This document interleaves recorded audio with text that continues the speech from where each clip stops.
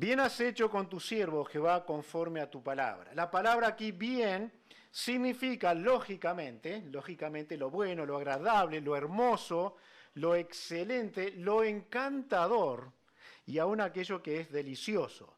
Pero el significado básico que deja esta palabra, bien has hecho a tu siervo, es la dirección que tiene ese bien. Lo logramos o lo conseguimos o, antes que nada de eso, lo recibimos de Dios. El bien que viene de Dios para nosotros. Usa la palabra que bien has hecho y esta palabra significa trabajar, esforzarse, hacer, crear, construir, edificar, realizar algo y también se usa para alguien que hace o fabrica. Así que bien podríamos pensar en Dios haciendo algo que va a tener un resultado en nosotros. Faltaba una pieza en este creyente, faltaba algo. Bien, Dios lo está haciendo. Dios lo está haciendo. Hablamos recién con Teresa y me decía de sus patrones. ¿Escuchan sus patrones esta predicación alguna vez? Por la duda. Vamos a hablar bien. Pero si está hablando de algo que, si ellos escuchan que algo falta en algún lugar o a alguien le falta, fui a tal lugar, decía la hermana, y no conseguí cierta cosa, ¡pac! Se le prendió una lamparita y a conseguirlo. Porque si le falta uno, ya es negocio. ¿No? Ellos son negociantes. Bien, imaginemos a Dios. Entendiendo, sabiendo, conociendo qué es lo que le falta a mi vida. Y trabajando, fabricando, siendo propicio a eso que falta a mi vida. Bien has hecho a tu siervo. El bien de Dios va a llegar a nosotros. Su gracia lo va a hacer. El salmista se identifica como un siervo. Pero hermanos, todos somos siervos de Dios. O al menos debemos serlo. Y ser siervo de Dios no es pararse detrás de un púlpito, no es tocar la música solamente. Siervo de Dios es hacer lo que nadie quiere hacer y lo que nadie va a ver y lo que probablemente nadie va a agradecer nunca. Servir. La gloria del siervo es servir. Así que esto habla más que nunca del carácter fiel de Dios para hacer y dar a nuestras vidas lo que falta. Es notable, ¿no? Nos desesperamos de pronto por algunas carencias que tenemos o que tienen otros. Decimos, ¿y cuándo va a despertarse? No se va a despertar nunca hasta que Dios no lo haga. Pero Dios está trabajando. Eso es lo bueno. Dios está trabajando. Estos no son hechos académicos, conocimiento nada más. El Hijo de Dios va caminando, transitando la vida cristiana y Dios va a ir respondiendo a esas necesidades que ese Hijo tiene, el Hijo de Dios tiene. Entonces, en cualquier circunstancia, cualquiera sea la situación que vivamos, no importa cuál sea ella, cuando hay una falta, Dios va a ser fiel a su palabra. Dios va a ser fiel. Y en un momento vamos a decir, bien has hecho a mi vida. Y debemos de reconocerlo. Hermanos, Dios es bueno, siempre es bueno. Dios es fiel, siempre es fiel. Eso no cambia. El coro que cantamos hace un ratito, ¿no? Él no cambia, no va a cambiar. Él no cambia. Dios es fiel siempre, siempre. Así que Él seguirá haciéndolo y será consistente en esto, bueno con su siervo todo el tiempo. Así que pregúntate si estás sirviendo a Dios. O tal vez, ¿a qué Dios estás sirviendo? ¿Cuál es el Dios que estás sirviendo? Algunas cosas que podríamos pensar y reconocer si no vemos que Dios es bueno y por lo tanto no somos capaces ni de agradecer a Dios. No tienes ojos para ver la bondad de Dios. Algo te está cegando y necesitas despertar a eso. Inmadurez, ignorancia, puede ser. Pero necesitamos aprender a ver que Dios es bueno con nosotros. Tal vez estás centrado en ti mismo.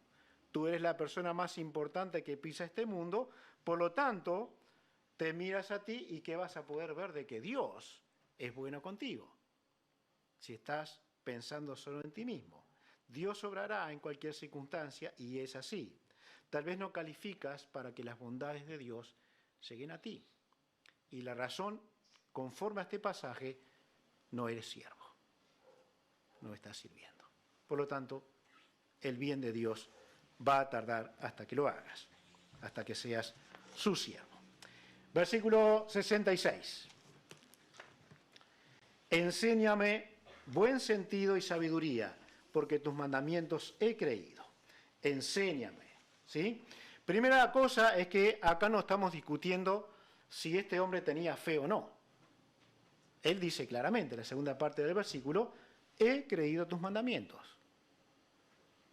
Estaba creyendo firmemente en él. Ahora sí podemos decir que él pide ser enseñado, y esta palabra lo hemos muchas veces mirado su significado, pero en este contexto, esta palabra significaría, se usaría para acostumbrarse a algo, para ser entrenado en algo, o para practicar algo.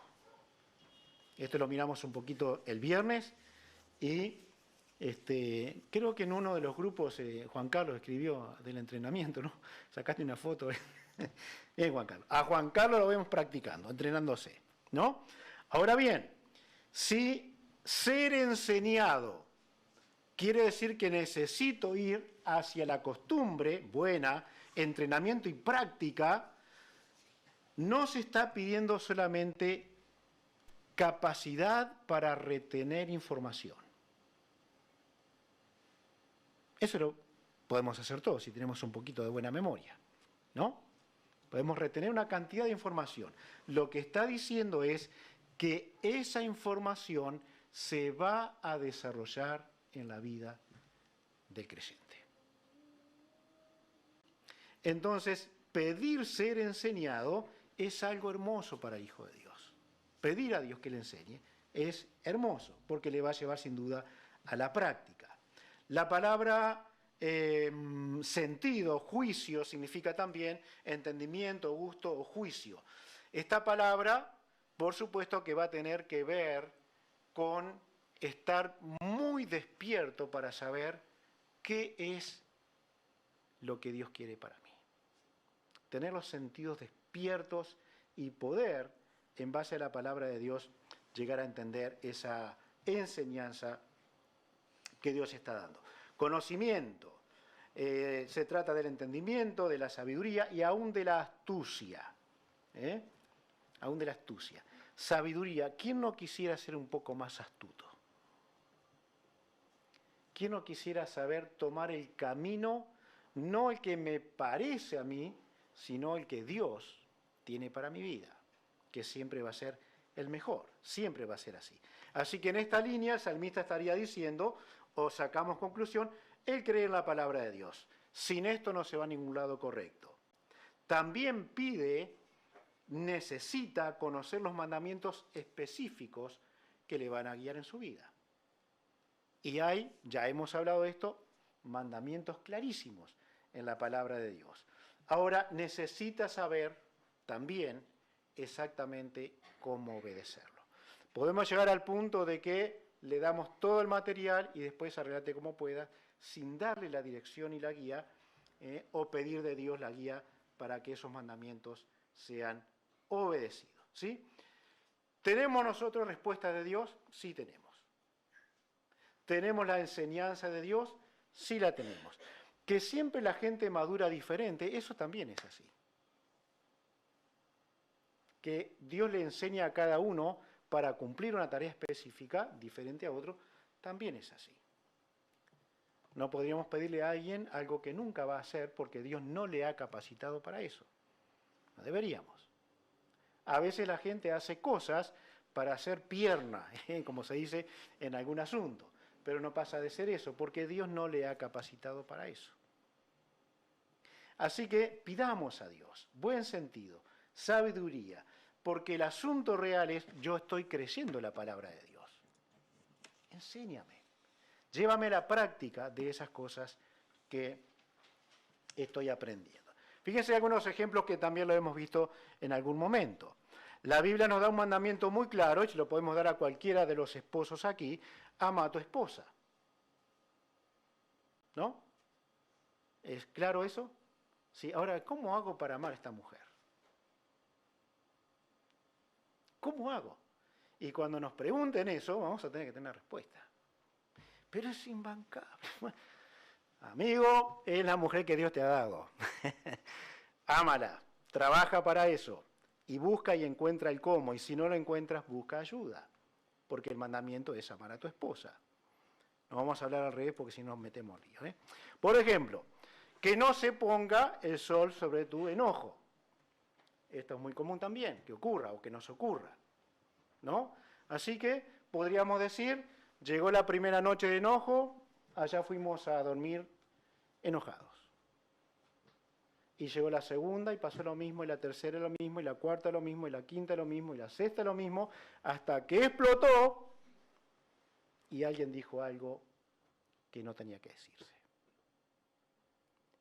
Entonces, si hablamos del carácter de otro, que tiene que ver mucho esto, la Biblia sigue dando un mandamiento muy claro, ¿no? Pero no tenemos el cómo. ¿Cómo lo hago? Así que hay respuesta en la Biblia: búscala o busca ayuda. Sométete a tu esposo, dice la palabra de Dios. Sí, pero mira a quién me tengo que someter. Mira, es un tirano conmigo. No me mantiene. Bueno, todas las quejas que las mujeres a veces dan. Bien, ¿hay solución para eso? Sí que la hay, claro que la hay. Búscala, encuéntrala y vívela. Y si no, busca ayuda. ¿Por qué? Porque el mandamiento no va a cambiar. No va a cambiar. La mujer se somete a su marido. Recuerdan que hace unos domingos atrás dijimos, una mujer no es feliz hasta que no se somete a su marido. ¿Se acuerdan? Y se empezaron a reír. Pero es Biblia, es lo que dice la Biblia. Es así. Amonestaos unos a otros. No salgan de vuestra boca palabras corrompidas.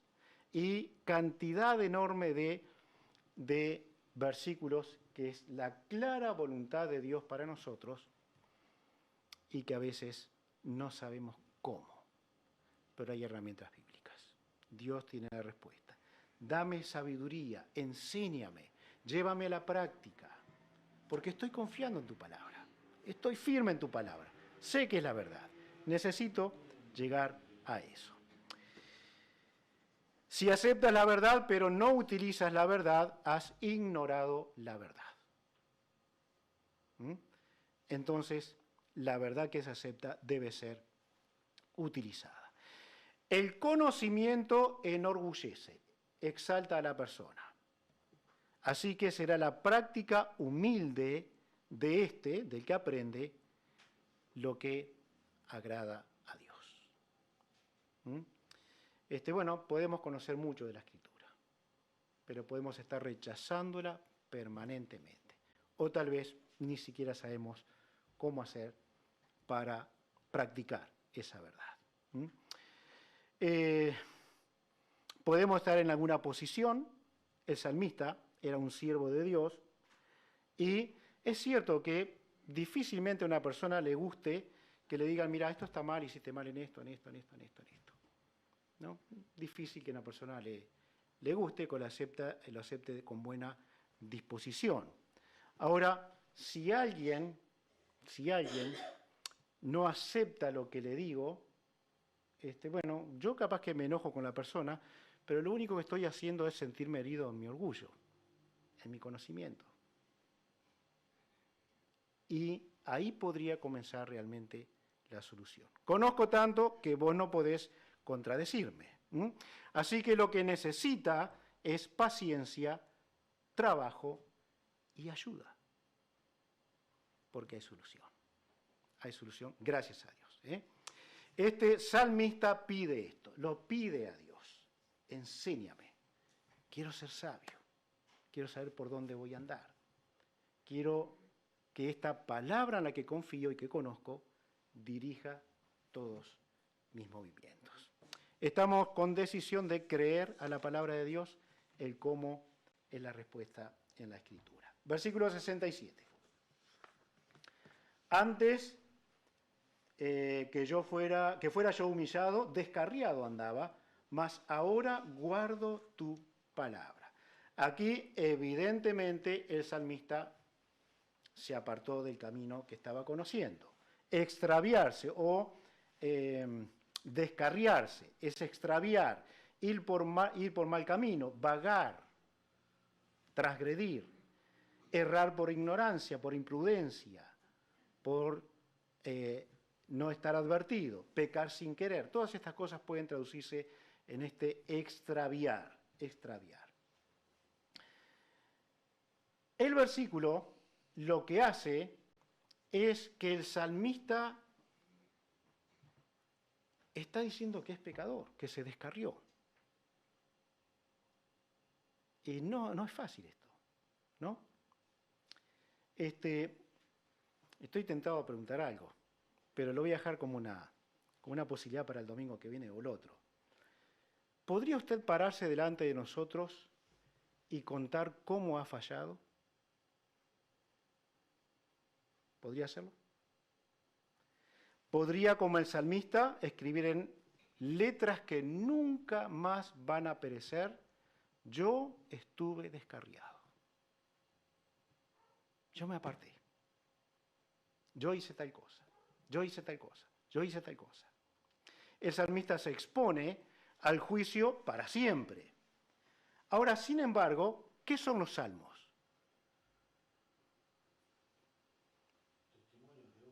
¿Sí? ¿Qué más? ¿Qué son los salmos? Ahí está. Son canciones, ¿no? Así que este hombre nos deja un testimonio, probablemente David, de algo que podemos cantar y contar. Yo estaba descarriado. Yo me había perdido. El mundo me había atrapado. El pecado me había atrapado. Según la palabra extraviar, puede ser hasta por ignorancia o por descuido o a propósito. Ahora, si todos nosotros pasáramos adelante, todos tendríamos una historia breve que contar de cómo ha sido nuestro descarrío, ¿no? Y que hemos hecho también. No necesitamos eso, gracias a Dios, porque Él ha lavado en su sangre nuestros pecados, aún siendo creyentes. Pero hay un canto reconociendo la condición humana, aún del cristiano. La aflicción que este hombre llevó en su vida por ese descarrío fue porque era la posibilidad que Dios daba de volverse a la palabra de Dios. ¿Por qué? Primero me descarrié y después, ¿qué hizo Dios? Me humilló para volver a Él. Es notable, ¿no? Reconocerlo es bueno. Esta palabra descarriado significa errar, vagar, pecar por ignorancia, y la verdad, todos los creyentes nos hemos descarriado en algún momento. Aunque sea un cachito, que sea un momento. No precisan ser largos periodos de tiempo. El solo hecho de pecar es un desvío del camino correcto de Dios. Cuando usted se desvía, puede, según Dios, necesitar aflicción para despertarse a lo que ha hecho y a dónde ha llegado. El hijo pródigo, por ejemplo, ¿no? Puede ser un despertador para aquel que está dormido. Hice tal cosa, pero no me daba cuenta. O sí me doy cuenta. Pero Dios me humilló. Dios me trajo a tierra. Dios me metió en el barro para luego traerme a la comunión otra vez con Él. La aflicción viene de muy diferentes maneras, pero cualquiera sea su forma, es enviada para devolver al creyente a la palabra de Dios. No importa cuál sea la forma de descarrío que estés viviendo, si lo estás viviendo. Si tienes la palabra de Dios, ella te va a traer de vuelta. Deberás buscarla, deberás encontrarla y encontrar tu pecado para la solución. No es justo que nuestro Dios nos ame lo suficiente como para proporcionar un poco de dolor para evitar mucho dolor. Es lo mejor que nos puede pasar. Que sea Dios. David pedía, recuerdan en aquel juicio que él dijo, bueno, ahora tengo el territorio conquistado, soy el gran rey, reconocido y temido por todos, soy el gran señor, vamos a ver cuánta población tengo. ¿Cuánta gente tengo a mis pies? ¿Se acuerdan? Lo hizo por orgullo. Los censos existieron siempre. Siempre existieron. Pero él decía, a ver cuánto pueblo tengo. ¿No? Y cayó en el castigo de Dios. Y Dios le dio a elegir, creo que era entre 3 castigos. Y él dijo, no, castígame tú, porque ese castigo va a ser justo. Así que es una bondad de Dios cuando Él trae dolor a nuestras vidas para evitar mucho dolor. Mucho dolor. Y el extravío trae mucho dolor. Deberíamos examinar nuestras vidas, proyectarnos en el tiempo y decir, ¿cuánto dolor más tendré que sufrir para volverme a Dios? Y seguramente diríamos, no quiero sufrir más. Lo cortamos aquí y arreglo mis cuentas con Dios. Y volvemos a Él. Es una bendición que podamos hacer esto con la gracia de Dios. ¿Recuerdan ustedes algunos versículos? Se los cito. El que detiene el castigo a su hijo lo aborrece, mas el que lo ama desde temprano lo corrige. No menosprecies, hijo mío, en Proverbios también, el castigo de Jehová, ni te fatigues en su corrección, porque Jehová ama al que castiga como el padre al hijo a quien quiere. Hebreos capítulo 12, 5 al 11. Al final, solamente para tener un poquito en cuenta esto. Es verdad que ninguna disciplina al presente parece ser causa de gozo, sino de tristeza, pero después da fruto apacible de justicia a los que en ella, la disciplina, son ejercitados. Duele un poco, pero después hace bien. Siempre hace bien. Siempre hace bien. Porque estamos enfrentando nuestros males y lo hacemos delante de Dios. Versículo 68. Bueno eres tú y bienhechor, enséñame tus estatutos. No solamente es bueno, sino que hace cosas buenas para nosotros. No solamente es bueno, eso no va a cambiar nunca, sino que se preocupa, parecido al versículo 1, el primer versículo, de hacer cosas de bondad, demuestra su bondad. Demuestra qué es, quién es. Decir que es bueno, demuéstramelo. Así que Dios hace cosas buenas para nosotros. Si nosotros hoy mismo tuviéramos que decir cuántas cosas buenas hizo Dios por nosotros, podríamos tener para este domingo frío 3, 4, 5 cosas buenas que Dios ha hecho por nosotros. Seguro que sí. Que nos cueste pensarlas es otra cosa. Pero hay mucho más de una. Cosas buenas que Dios ha hecho por y para nosotros. Capaz que estamos solamente compadeciéndonos o autocompadeciéndonos de nosotros mismos, por supuesto, y no estamos alerta a que Dios es bueno y que Él está haciendo cosas buenas para nosotros. Versículo 69. Este nos va a llevar un poquitito más de tiempo, tal vez. Contra mí forjaron mentira los soberbios, mas yo guardaré de todo corazón tus mandamientos. Algunos versículos son similares en este Salmo 51 y el 61, pero este pasaje ilustra lo que le pasó al Señor Jesucristo. En Mateo 10:22 dijo Él que todos aquellos que confiesen su nombre serán difamados. Así que, si hablaron mal de mí, diría Jesús, ¿por qué no van a hablar mal de ustedes? Si la fama de ustedes fue corrompida por las palabras de otros, ¿cuál es el problema? Porque ya lo hicieron conmigo.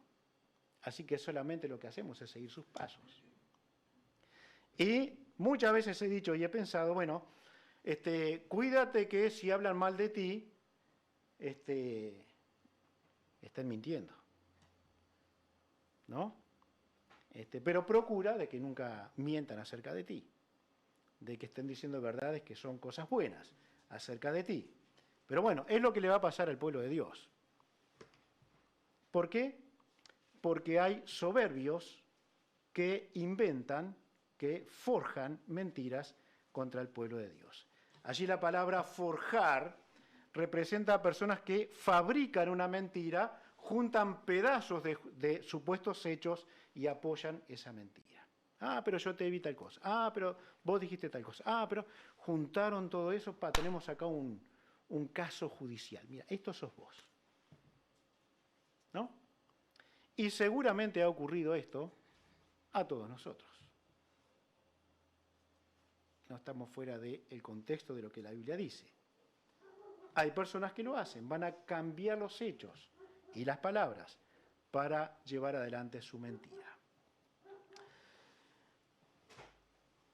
Sin embargo, lo importante de este versículo no son los orgullosos o arrogantes, ni lo que hacen. ¿Por qué no es importante eso? Porque eso va a pasar.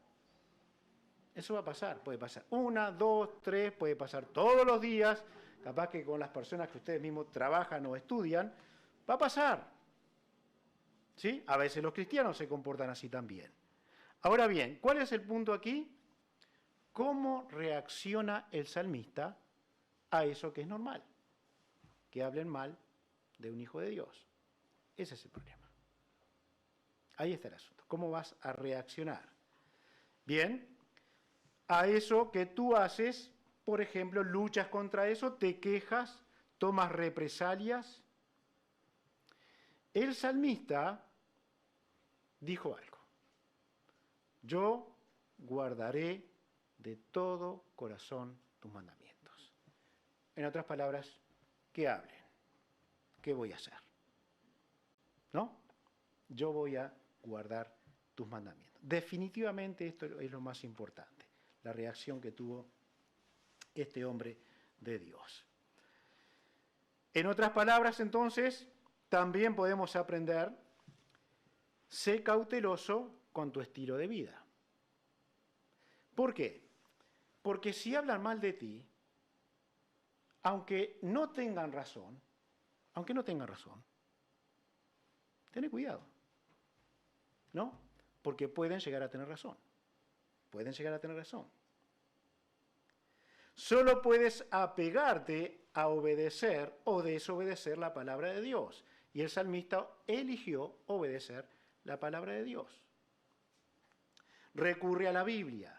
Descubre lo que Dios quiere que hagas en esta forma de responder.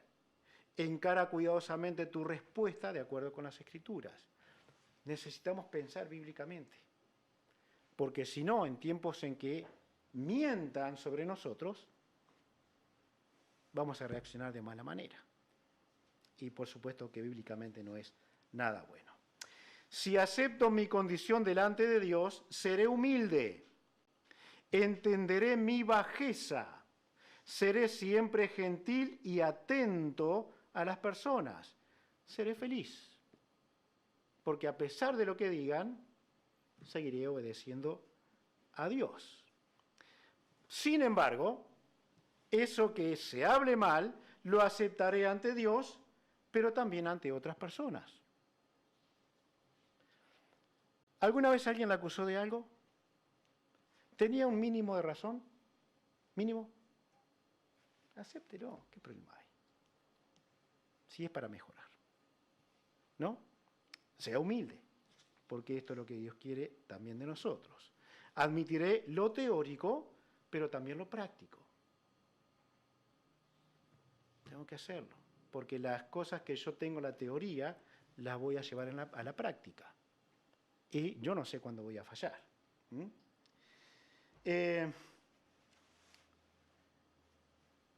Voy a hacer una cita de Spurgeon que la escuché hoy. Solamente esto antes.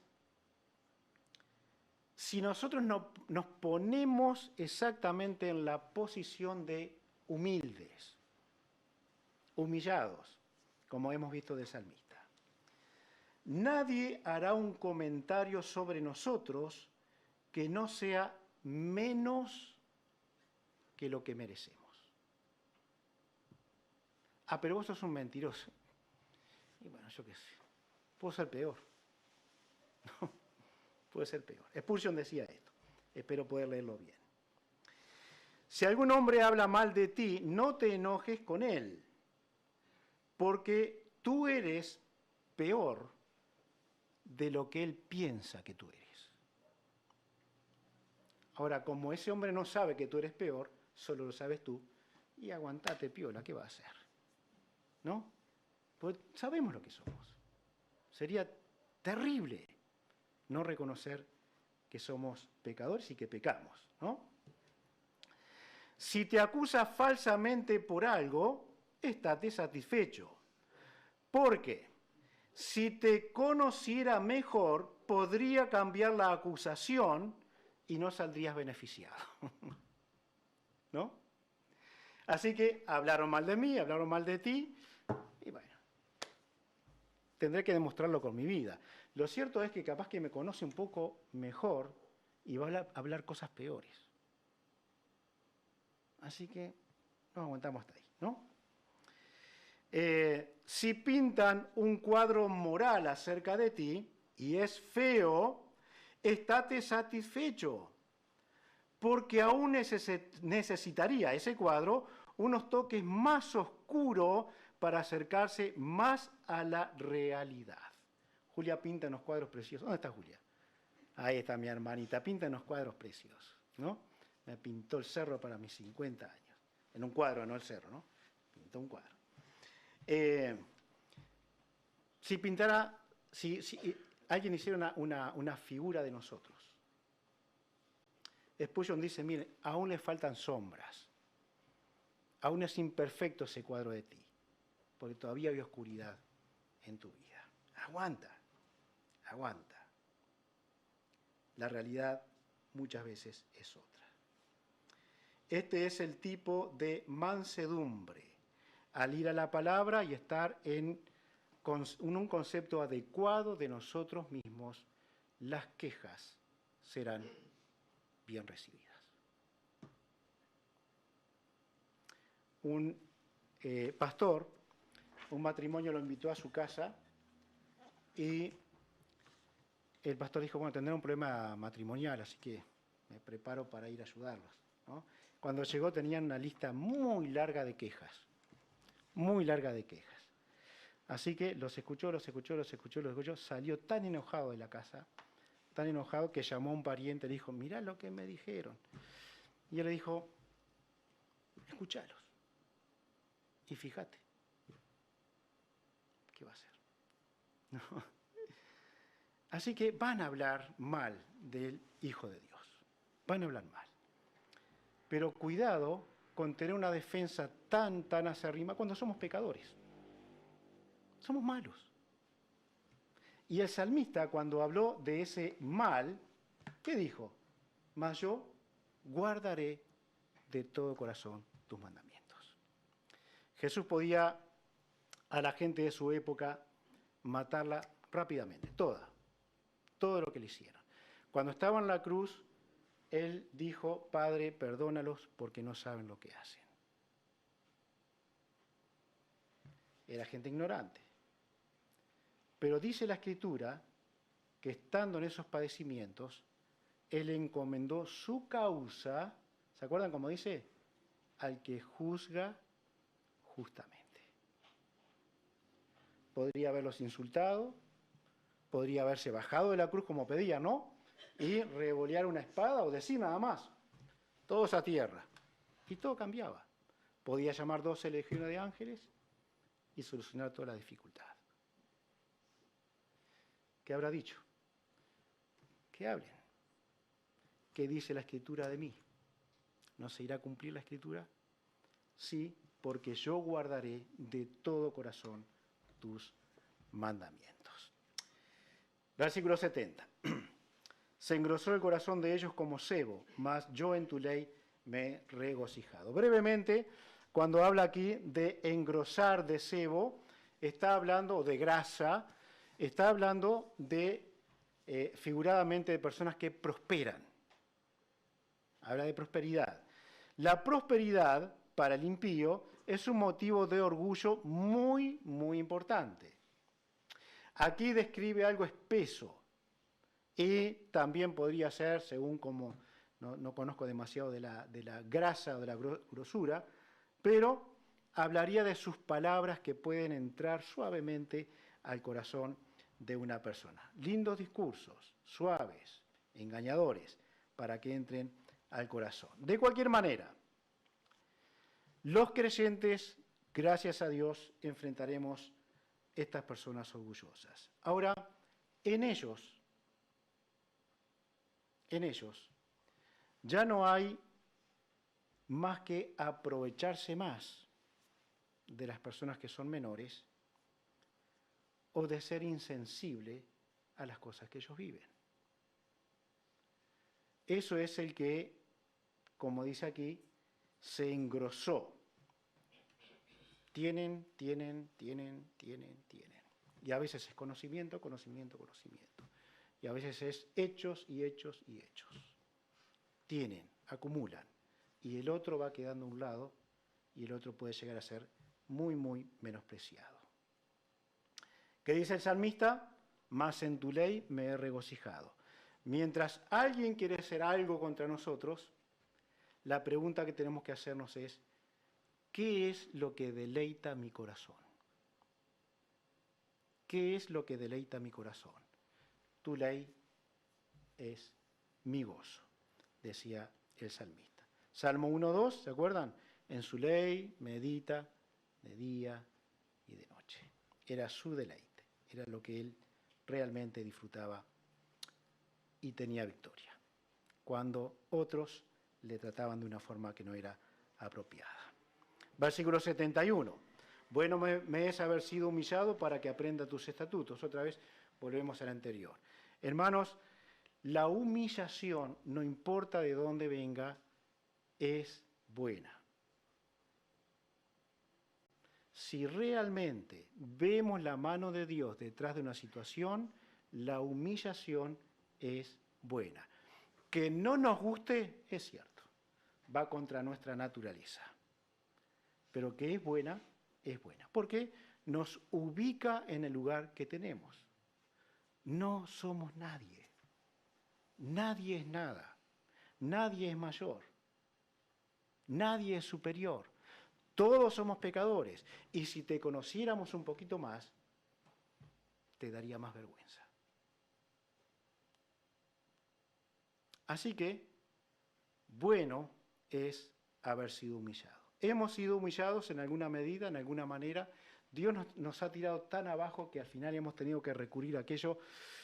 Humíllame para que aprenda tus estatutos. Humíllame. Al igual que David pedía, bueno, que sea tu castigo y no de los enemigos y otros que van a avergonzar tu nombre. Bueno me es haber sido humillado. Escuché la historia hace un tiempo de un hombre que estaba en cierto pecado y él no sabía cómo confesarlo. No sabía cómo hacerlo. Era tan degradante que no sabía cómo hacerlo. Y él oraba a Dios, era un hijo de Dios. Y él decía, Señor, que me descubran, que me descubran, que me descubran. ¿Por qué? Porque era difícil de confesar. Era bravo. Hasta que Dios le humilló. Y lo descubrieron. ¿No? Pero él estaba orando por eso. Que me descubras tú y no que tu nombre sea avergonzado a través de otra forma de castigo. Dios lo hizo. Mejor me es la ley de tu boca que millares de oro. ¿Qué preferimos? Les conté la historia no sé si es verdad, pero anda un hombre, un rico, alguien en la calle que va dando quiere vender una casita chiquita, una maqueta bien deformada, entonces le presenta a uno, le dice no, lo desprecia a otro, y cuando alguien le da un poco de importancia, el hombre tiene el regalo de una casa para esa persona, ¿no? Y generalmente son gente humilde. Y si no es dinero, y si no es otra cosa, hay uno que anda con una Biblia, entonces pone la Biblia en una bandeja y dinero acá, ¿con qué se queda? Y la gente agarra el dinero. Y el que elige la Biblia tiene mucho dinero adentro. ¿Por qué? Porque eligió lo que necesita, pero además tiene un premio. ¿Mm? Ahora bien, ¿es para nosotros la ley de Jehová, la palabra de Dios, mejor que el oro y la plata?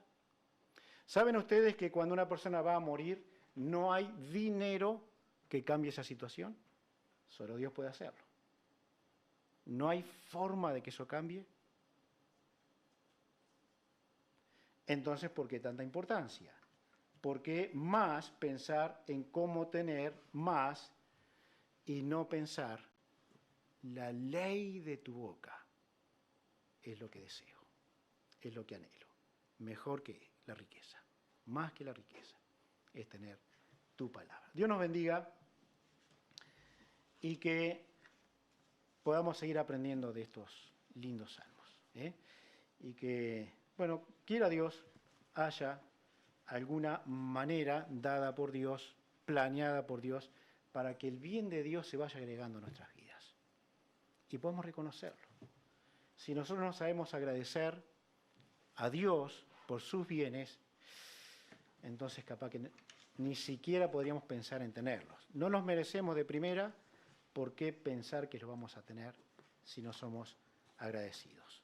Si no agradecemos a Dios por los hermanos, hermanas que son de ayuda para nuestras vidas, entonces no somos agradecidos a Dios. Y tenemos que serlo, con la bendición de Dios. Que Dios les bendiga a cada uno. Sea una buena semana para nuestra vida.